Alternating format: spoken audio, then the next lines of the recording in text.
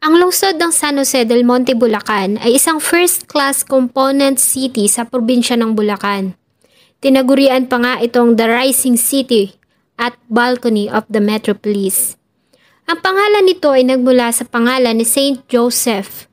Nang matagpuan ng isang hunter ang statue nito sa bundok at ito ay tinawag sa wikang Kastila na San Jose del Monte, na ang ibig sabihin ay Saint Joseph of the Mountain. Ang kwento po na aking ibabahagi ay bilang pagtugon pa rin sa kahilingan ng isa po sa ating mga viewers. Ito po ay ang karumal-dumal na nangyaring krimen sa San Jose del Monte, Bulacan noong taong 2017 o mas kilala sa tawag na 2017 Bulacan Massacre, at tinawag din nilang Dizon Carlos Massacre. Isa lamang pong paalala na ang lahat po ng nabanggit sa ating tatalakayin ay nagmula po sa mga news clips, documentaries at magazines na atin pong nakalap.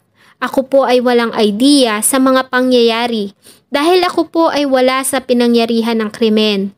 Gumawa lamang po tayo ng data gatherings na akin pong pinagsama-sama para po mas detalyado ko po itong maibahagi sa inyo. Marami pong salamat. Bago ko po simula ng ating story, sa mga bago po sa channel ko, please hit the subscribe button at pakipindot na rin po ang ating notification bell para ma-notify kayo sa mga bago nating upload na videos. Noong 27, 2017, sino naman ang mag-aakala nang ang isang bahay na ito sa San Jose del Monte, Bulacan ay magiging isang crime scene? Ayon kay Dexter Carlos Sr., nang umuwi siya galing sa kanyang graveyard shift bilang isang security guard sa isang bangko sa Makati City, ay sinalubong siya ng isang pangyayaring kahit kailan ay hinding-hindi niya makakalimutan. Nasanay kasi si Dexter na sinasalubong ng mga anak sa tuwing siya ay uuwi ng kanilang tahanan, galing sa panggabing trabaho. Ngunit ng araw na yon ay hindi niya nakita ang mga ito. Sa halip ay sinalubong siya ng katahimikan. Kaya naman ay agad siyang tumawag sa kanilang gate para pagbuksan siya ng mga ito. Ngunit tumagal na halos ng isang oras na siya ay tumatawag sa mga anak at asawa, ay wala siyang naririnig na response mula sa mga ito. Kaya naman ay naisipan niya ng akyatin ang kanilang gate para sumilip sa loob ng bahay. At ganun na lamang ang kanyang pagkagulat nang makita ang kanyang mother-in-law na si Aurora Dizon o Nanay Auring na nakahandusay sa sahig at walang suot na saplot sa ibabang bahagi ng katawan nito at naliligo ito sa sariling dugo. Kaya naman ay agad siyang tumawag ng authorities para i-report ang nakita. Matapos noon ay tinungo niya ang likuran ng kanilang bahay para makapasok sa loob dahil sa pag-aalala sa kanyang asawa at mga anak. Nang makapasok ay agad na bumulaga sa kanya ang katawan ng kanyang asawa na si Estrella. Tulad ng ina nito ay nakahandusay ito sa sahig at walang saplot sa katawan na naliligo sa sarili nitong mga dugo. Natakot si Dexter at talaga namang kinabahan at agad niyang naisip ang mga anak. Kaya naman agad niyang tinungo ang mga ito sa kanilang kwarto. Nakalak ito at wala siyang naririnig na kilos na nanggagaling sa loob. Kaya naman agad siyang kumuha ng martilyo at sinira ang pintuan. At doon na nga nakumpirma ang kanyang kinatatakutan. Nakita niya ang kalunos-lunos na kalagayan ng mga batang kahit siya ay hindi niya nagawang saktan. Wala na itong mga buhay at may mga tama ng saksak sa iba't ibang bahagi ng katawan. Ayon sa isang panayam, ay hindi niya alam kung ano ang mararamdaman ng mga panahong iyon. Hindi niya alam kung sino ang uunahin, kung iiyak pa siya o sisigaw. Agad namang tumugon ang mga authorities sa nasabing tawag at agad nilang tinungo ang nasabing crime scene. Agad na sinecure ang area para sa gatherings ng evidence at primary investigations. Ayon kay Superintendent Fitz Macariola, ang City Police Chief, ayon sa kanyang panayam kay Dexter, ay huli nitong nakitang buhay ang pamilya noong June 26, araw ng Lunes, ganap na alas 5 ng hapon bago siya pumasok ng trabaho. Isa lang itong ordinaryong araw para sa kanilang pamilya kung saan ay papasok siya ng trabaho at uuwi kinabukasan at inaasahan na sasalubungin siya ng mga yakap at halik ng mga anak. Ang kanyang mother-in-law naman na si Nanay Aurora Dizon ay kararating lamang mula sa Davao City para bumisita. Ang bahay ng mga biktima ay nasa tabi lamang ng kalsada at katapat nito ay may paradahan ng mga pampasaherong tricycle. Kaya naman umaasa ang mga authorities na may witness sa nasabing insidente. Agad silang nagtanong-tanong sa mga tao sa paligid ng bahay ng mga Carlos sa pagbabakas sakali na may nakakita ng nasabing krimen. At hindi naman sila nabigo dahil sa may isang tao ang lumapit sa kanila at sinabing may nakita siyang tao na lumabas sa bahay ng mga Carlos. Duguan ang pang-itaas na damit at may dala-dala itong kutsilyo na dilaw ang hawakan. Ang nasabing lalaki ay isang construction worker na si Carmelino Ibanez, o mas kilala nila sa tawag na Miling. Nakatira ito 2 blocks away sa bahay ng mga Carlos. At may kasama umano itong isang nagngangalang Ingo. Agad namang pinuntahan ng mga investigador sa pangunguna ni Police Senior Superintendent Karamat Jr. na bumuo ng Special Investigation Task Group para sa nasabing investigasyon ng kaso. At sa pareho ding araw, sila Miling at ang isa pang tinuro na witness na tinawag nitong Ingo. Dininay ng mga ito na may kinalaman sila sa nasabing krimen. Nang silipin naman ng mga investigador ang bahay na tinutuluyan ng mga ito, ay may nakita silang mga mantsa ng dugo sa dingding. Ganun pa man, dahil sa walang sapat na ebidensya, ay agad din nila itong pinakawalan matapos ang kanilang mga katanungan. Matapos makakalap ng ebidensya at mga litrato, ay agad na dinala ang mga remains para sa autopsy. Ayon sa autopsy na sinagawa ng Scene of the Crime Operatives ng Bulacan, ay nagtamo ng 32 stab wounds si Nanay Aurora Dizon, 42 stab wounds naman kay Estrella. Ang panganay na anak na si Donnie ay nagtamo ng 15 stab wounds. Si Ella ay 19 stab wounds at 5 stab wounds naman sa bunsong si Dexter Jr. Kinabukasan June 28 ay inamin ni Carmelino o Miling sa harap ng kanyang malalapit na miyembro ng pamilya sa loob ng kanilang bahay ang kanyang ginawang karumal-dumal na krimen.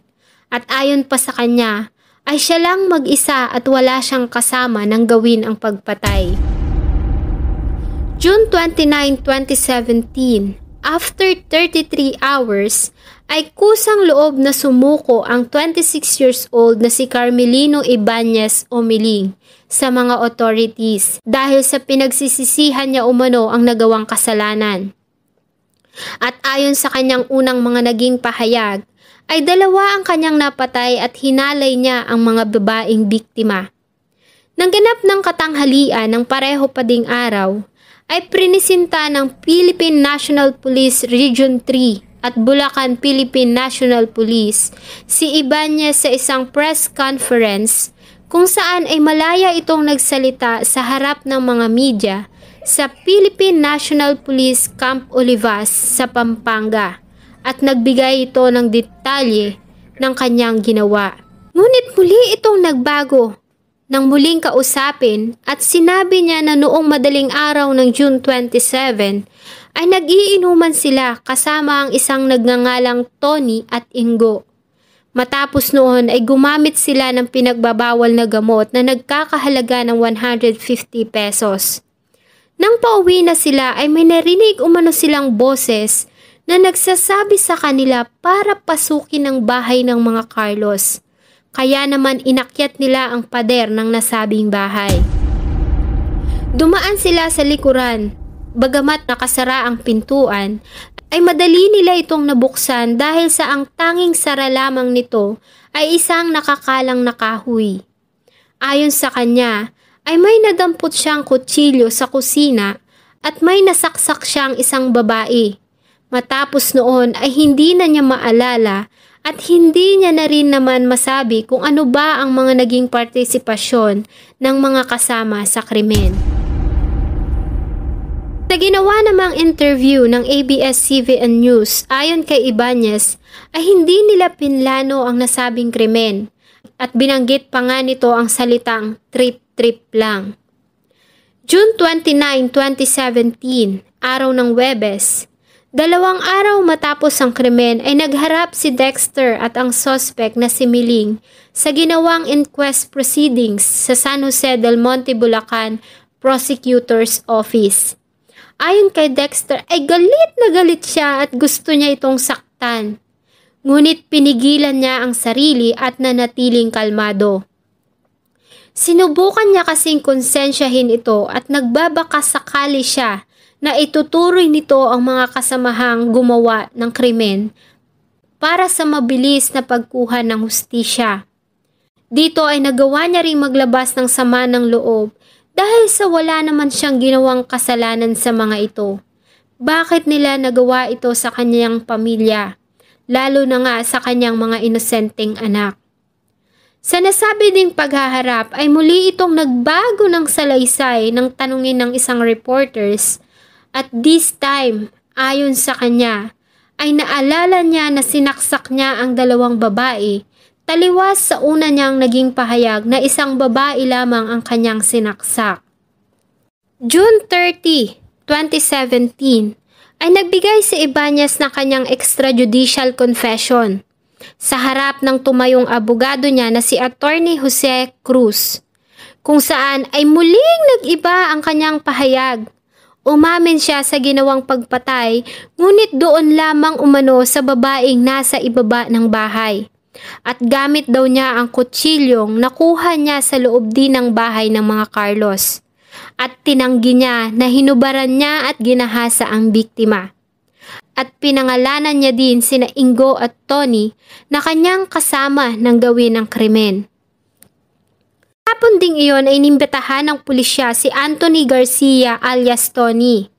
Ngunit dahil sa wala pang sapat na ebidensya para maglabas ang korte ng warrant of arrest, ay hindi nila ito hinuli at agad ding pinauwi. At muli namang nagbago ng statement si Ibanez. This time, ayon sa kanya, ay nakaranas siya ng torture mula sa mga authorities. Kaya naman ay napilitang siyang umamin sa nasabing krimen.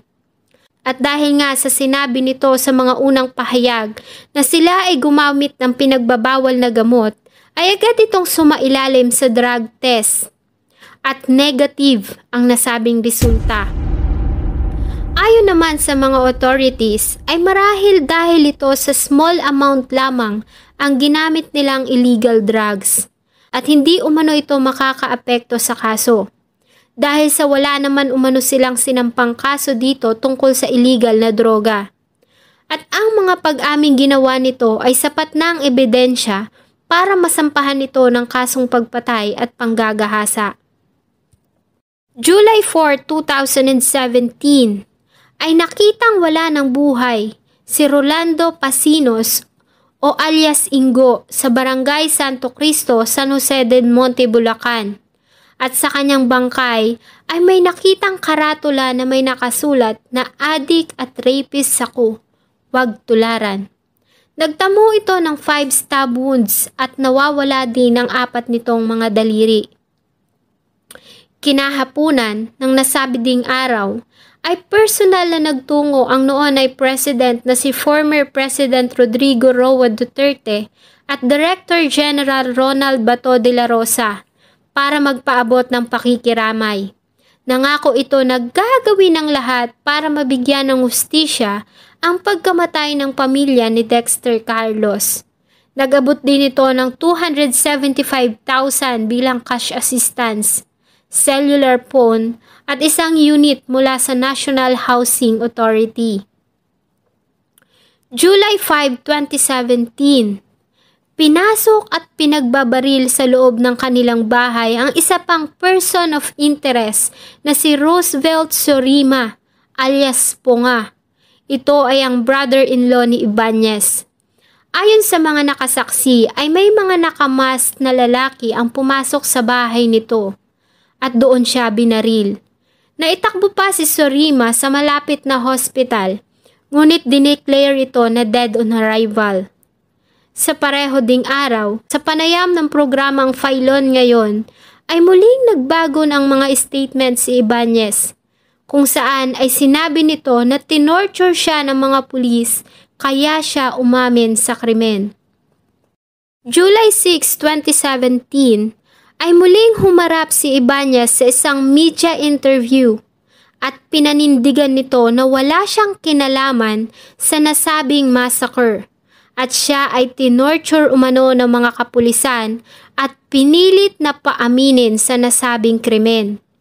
Kinwento rin niya ang pagpukpok umano sa kanya ng mga pulis gamit ang martilyo at pagsuntok sa kanyang dibdib at sikmura. Dahil nga sa pabago-bagong statement ni Ibanez at sa pagdawit nito sa pangalan ng mga kapulisan, ay inatasan ng Department of Justice Secretary Vitaliano Aguirre II si NBI Director Dante Giran sa pamamagitan ng Department Order No. 446 para gumawa ng sarili nilang investigation sa nasabing karumal-dumal na krimen. Nilagay din ng Department of Justice si Dexter Carlos Sr. under ng Witness Protection Program para protektahan ito dahil nga sa sunod-sunod na patayang nangyayari na may kinalaman sa kaso ng pagpatay sa kanyang pamilya. Kinumpirma din naman ng mga authorities na sinama nila si Dexter Carlos sa ginawang investigation bilang protocol sa kanilang ginawang process of elimination ng mga suspect at maayos naman itong nakipagtulungan sa mga authority. At ayon pa nga ay sumailalim ito sa isang lie detector test na sinagawa ng Philippine National Police. July 8, 2017 ay isa pang person of interest ang nakitang wala ng buhay. Ito ay si Anthony Garcia o alias Tony. May tama ito ng baril at may nakalagay din na karatulang, "Adik ako at rapist, wag tularan." Samantala, ang ika-4 naman na person of interest na si Alvin Mabesa ay nawawala. Kinidnap umano ito ng mga di nakilalang tao noong June 30 at hanggang ngayon ay hindi pa natatagpuan. Sa kabila ng pabago-bagong pahayag ni Ibanez ay tila hindi pa rin ito makakalusot sa ginawang kasalanan dahil sa paglabas ng resulta ng forensic investigation na nagmula sa Philippine National Police Crime Laboratory sa Camp Crame in Quezon City, kung saan ang DNA ng suspect na si Carmelino Ibanez alias Miling ay nakita sa mga samples of evidence na nakuha sa katawan ni Estrella Dizon Carlos. Subalit ang nasabi ding DNA test ay walang nakitang traces ng DNA na nanggaling sa 3 persons of interest. Ang na-recover naman na kutsilyo malapit sa tinitirhan ni Miling Ibanez ay positibo na siyang ginamit sa pagsaksak kay Nanay Auring sa 7 taon na si Ella at Dexter Jr. na 1 taon pa lamang dahil sa nakita ang DNA ng mga ito sa nasabing murder weapon. At ayon sa kanila ay hinahanap pa nila ang isa pang murder weapon na ginamit sa pagpatay sa 11 years old na si Donnie at ang ina nito na si Estrella dahil sa wala silang nakitang bakas ng DNA ng mag-ina sa na-recover na kutsilyo. Ibig sabihin ay ibang kutsilyo ang ginamit para patayin ang mga ito. Kay Senior Superintendent Romeo M. Karamat Jr., ang Bulacan Police Director, na ang nasabing result ng forensic investigation ay isang malaking ebidensya na magdidiin kay Miling sa kasong pagpatay at panggagahasa. July 18, 2017, Sa ginawang arraignment sa Bulacan Regional Trial Court Branch 78, ay nag-plea si Ibanez ng not guilty sa kasong 5 counts of murder at rape na sinampa sa kanya ng prosecutors. Nireject naman ng judge na humawak ng kaso na si Judge Gregorio Sampaga ang plea for suspension ng abogado ni Ibanez na si Attorney Jose Cruz.